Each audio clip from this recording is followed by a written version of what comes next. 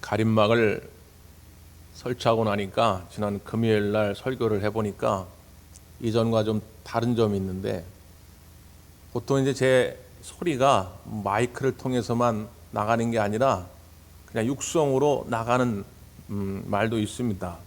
이 앞에 분들은 잘 들을 수도 있겠죠. 근데 이걸 딱 가려놓으니까 이 제 육성의 말이, 마이크를 통한 말 말고 육성의 말이 여기 부딪혀가지고 다시 저한테 들려요. 그래서 왜 동굴이나 사우나 같은 데서 이렇게 소리 내면 약간 울리는 듯한 그런 음성이 있잖아요. 지난 금요일 날 끝나고 기도하는데 하나님이 제 마음속에 그런 음성을 들려주십니다. 여기 울려서 저한테 다시 들리는데, 네가 먼저 은혜를 받아라, 네가 설교해. 네, 그런 마음을 저한테 주시더라고요. 제가 오늘 설교의 말씀도 저한테 먼저 주시는 음성으로 들었습니다. 부디 바라기는 여러분도 하나님 말씀을 들을 때에 다른 사람이 아니라 내게 주시는 하나님의 음성으로 들을 수 있기를 간절히 바랍니다. 지난 주간에 KBS 저녁에 하는 시사 프로그램인데 약간 이제 좀 가볍게 진행하는 그런 시사 프로입니다. 여야 의원 한 명씩 나와가지고 토론을 벌이는데, 지난 한 주간 동안 제일 논쟁이 됐던 정치권의 한 이슈죠. 이제 법무부 장관과 검찰총장의 이런 갈등의 양상을 여야 의원들이 각자의 입장에서 얘기를 하는 거예요. 이게 얼마나 뜨거운 주제입니까? 국민들도 거의 절반으로 나뉘어져 가지고 의견이 서로 달라요. 똑같은 현상을 보면서도 생각이 다르니까 굉장히 뜨거운 주제인데, 진행자가 뭐라고 그러냐면 토론할 때 원칙이 하나 있다는 거예요.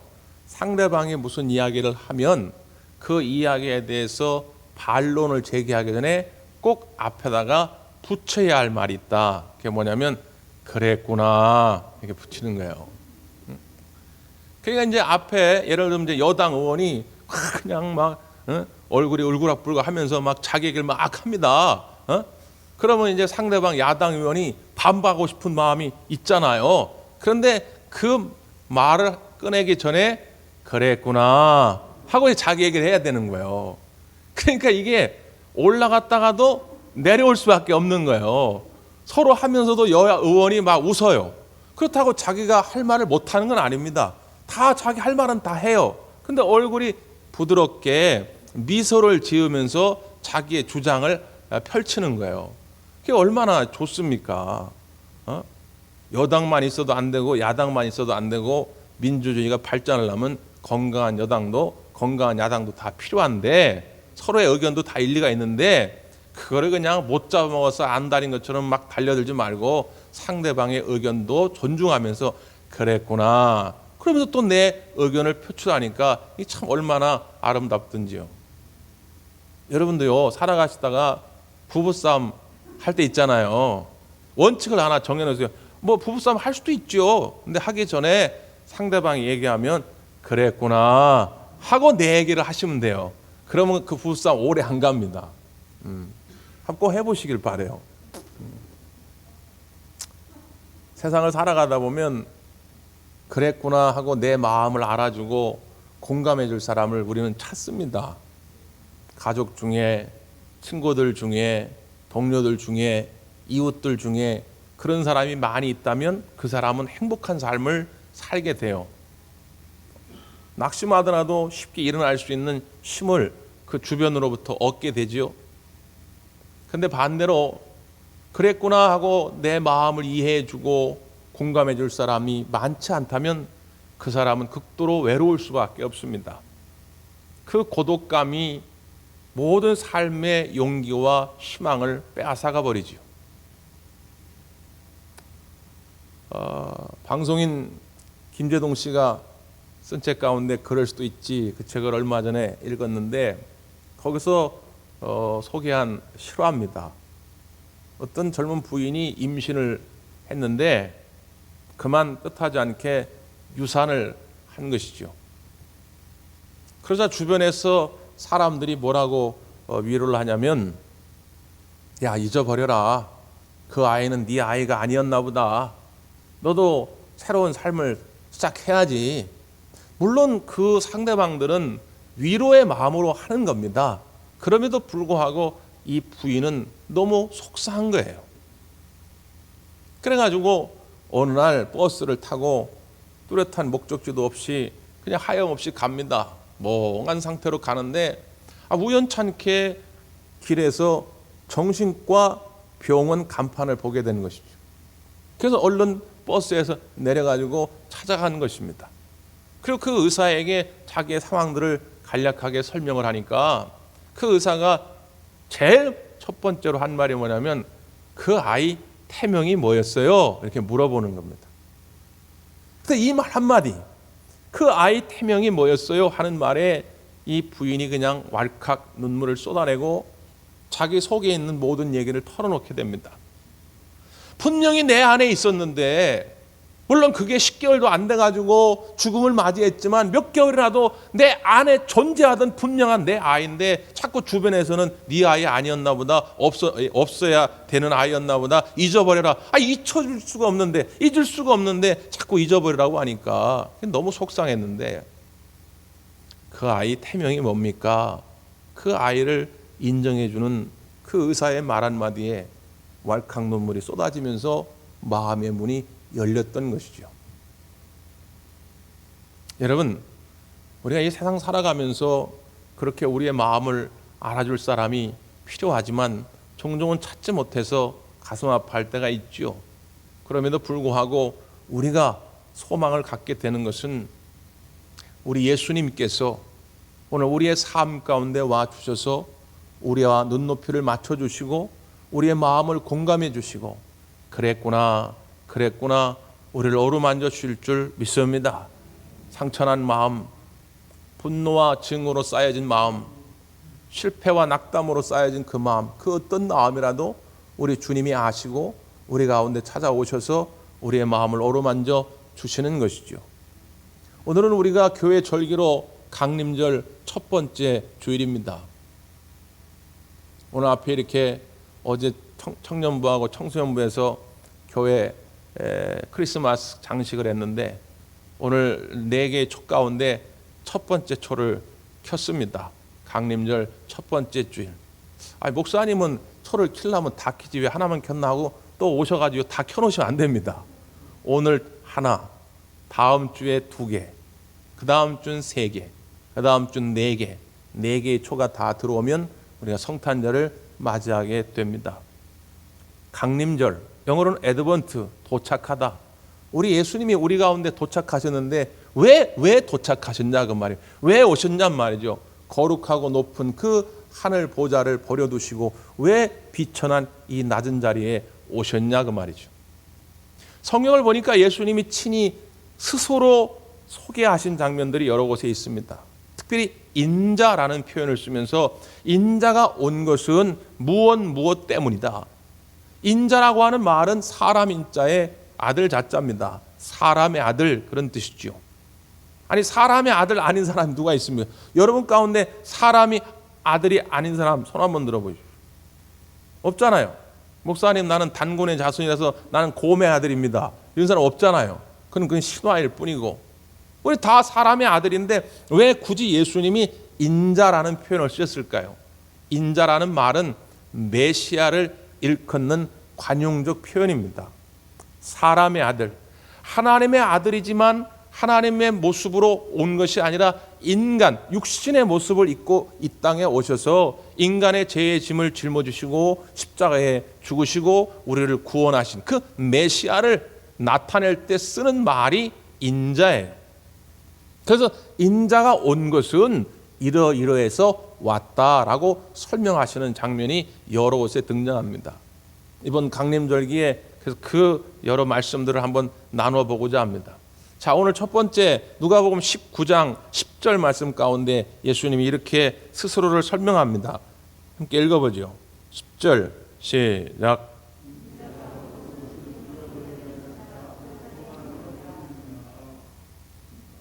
인자가 온 것은 왜 왔다고요? 잃어버린 이를 찾아 구원하려 오셨다는 겁니다. 잃어버린 자를 찾는 것이 예수님의 사명입니다. 예나 지금이나 앞으로도 예수님은 졸지도 주무시지도 아니하시고 잃어버린 자를 찾아다니고 계신 것이죠. 그 누가 잃어버린 자입니까? 누가? 오늘 본문의 삭개오라는 인물을 통해서 누가 잃어버린 자인지를 우리가 좀 찾아볼 수 있어요. 자, 1절에서 3절까지 말씀입니다. 시작.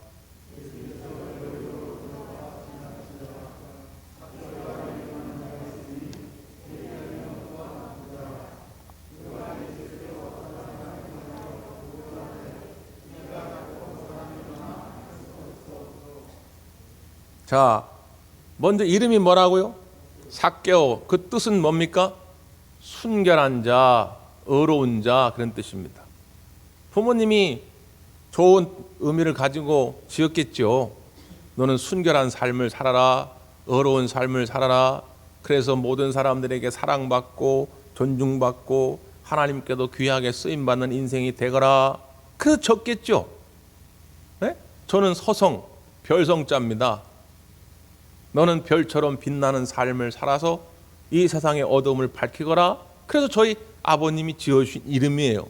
부모는 마땅히 그런 이름처럼 살기를 원했겠죠.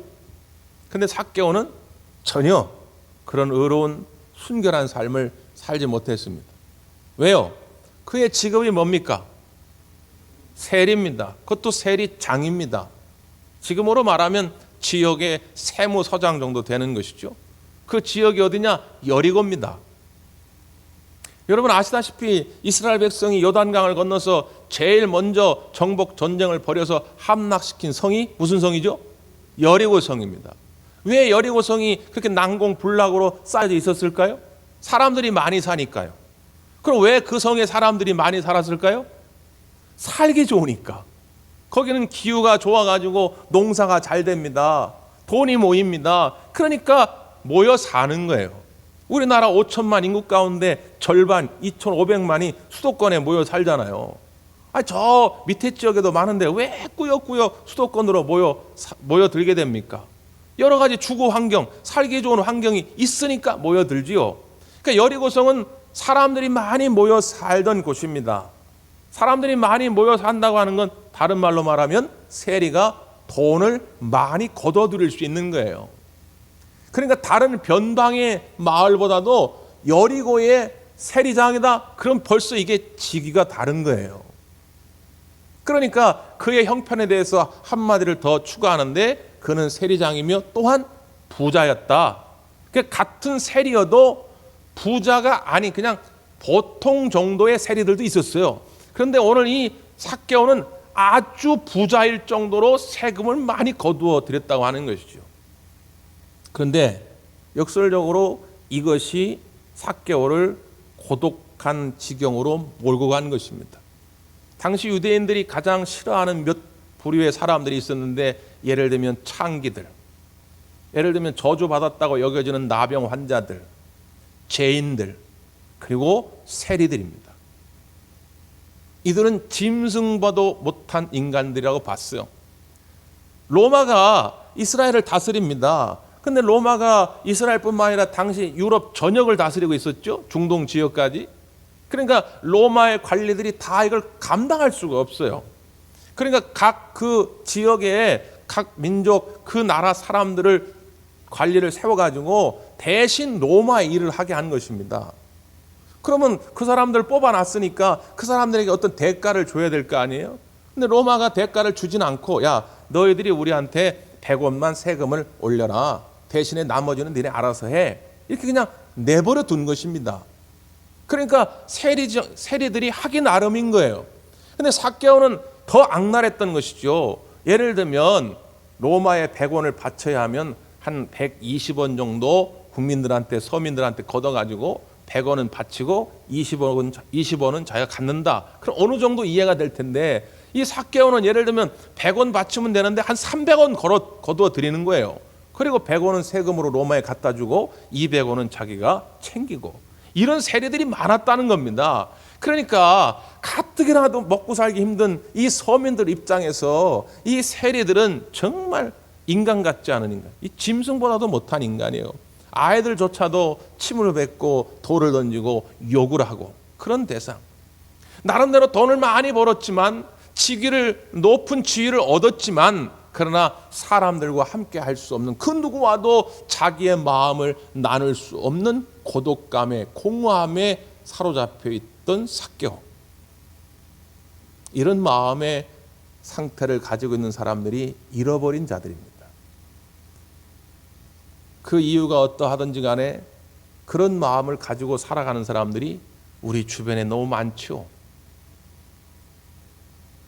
또 하나, 그런 삭개오, 그의 귀에도 예수님에 관한 소식이 들렸습니다.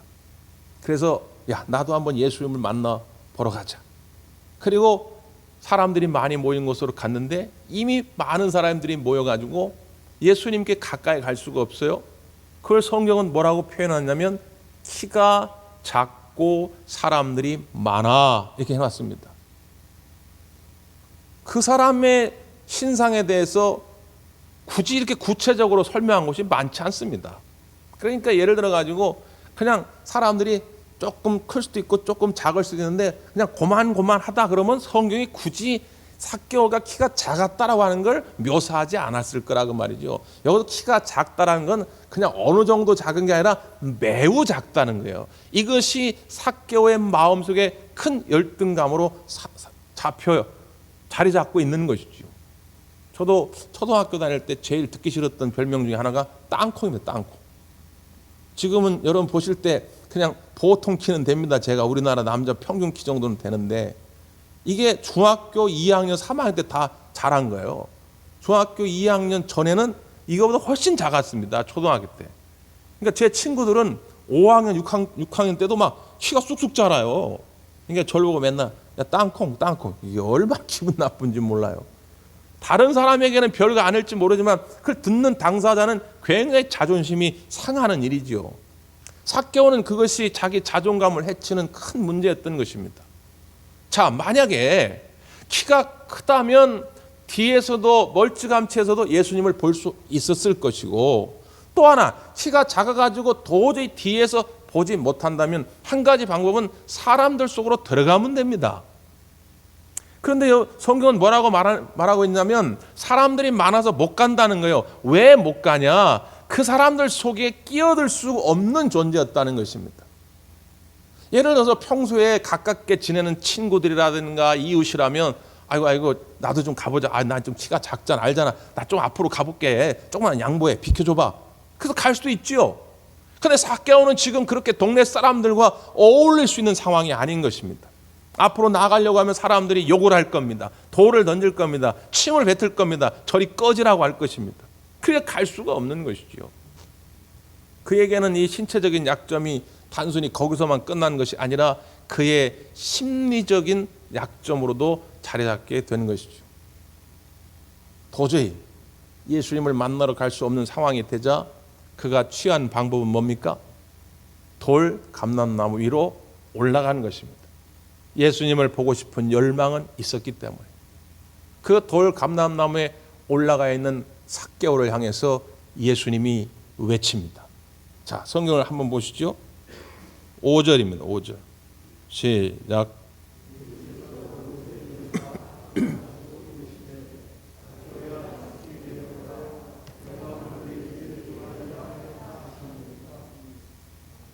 삭개오야, 속히 내려오라.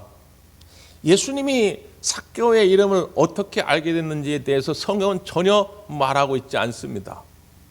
성서학자들도 여러 번 연구를 해보지만 예수님이 삭개오의 이름을 알았을 가능성은 제로라고 봅니다. 그럼에도 불구하고 예수님은 삭개오의 이름을 알고 부르신 거죠. 더 놀란 거는 삭개오입니다. 아니 어떻게 내 이름을 알지?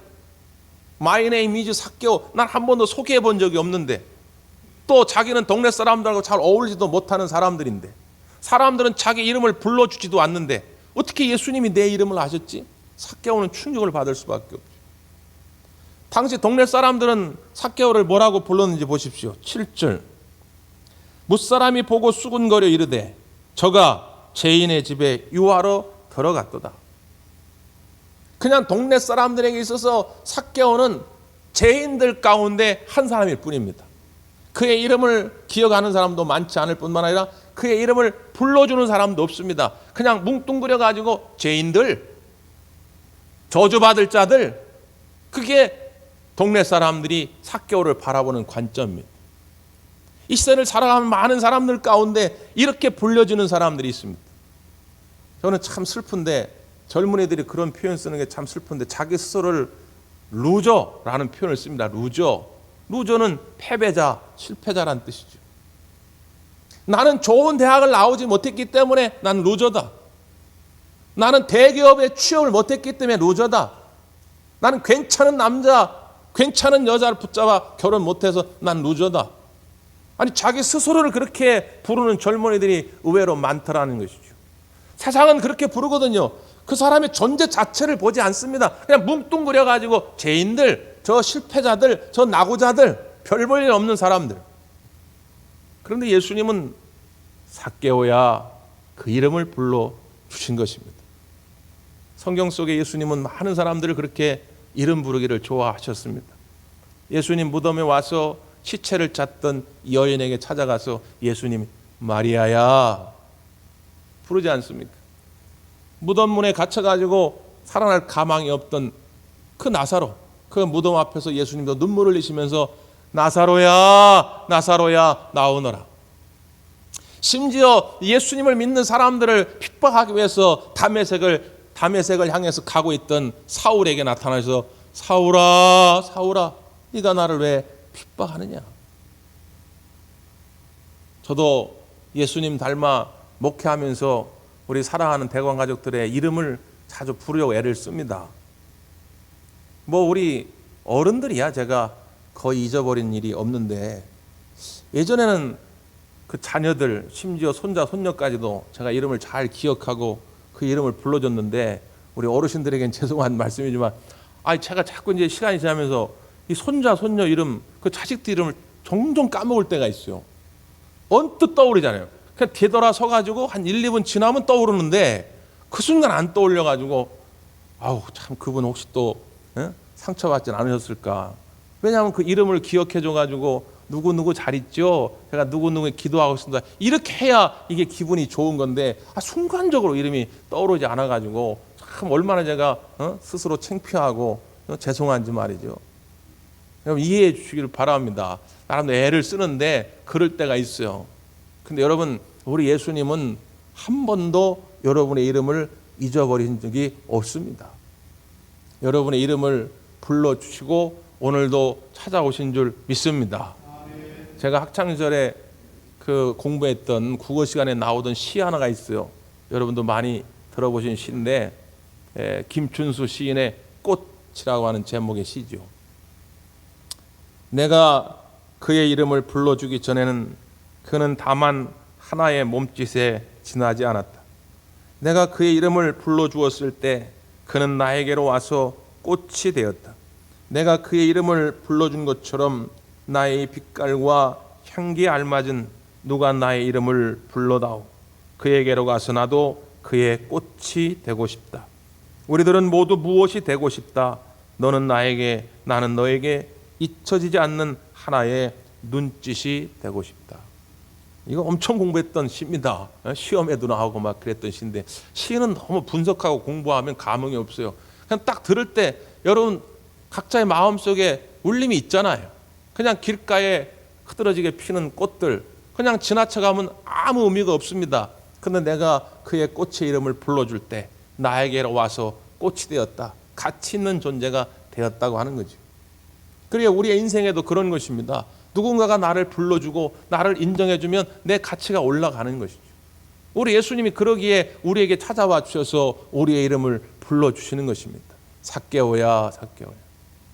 그러고 보니까 오늘 이 본문의 말씀의 주인공은 삭개오가 아닌 것이죠. 삭개오가 예수님을 만나러 돌 감람섬에 올라간 이야기 아니죠.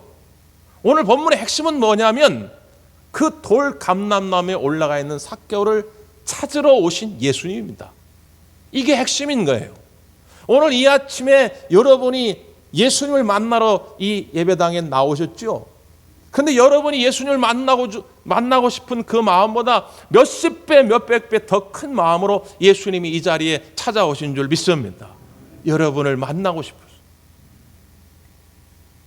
그래서 한번 이렇게 해봤으면 좋겠습니다. 5절의 말씀인데요. 삭개오의 그 이름에다가 자기 이름을 한번 넣어서 한번 읽어봅니다. 자기 이름. 예수님이 오늘 나의 이름을 부르시고 있음을 기억하면서 자기 이름을 넣어서 5절을 다시 한번 읽습니다. 시작.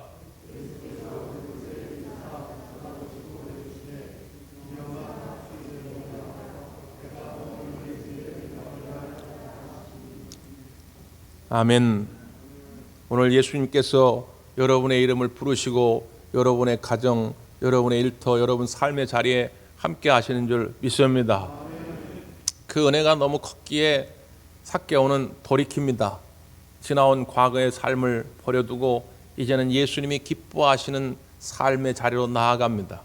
그 결단이 뭡니까? 8절입니다. 8절. 시작.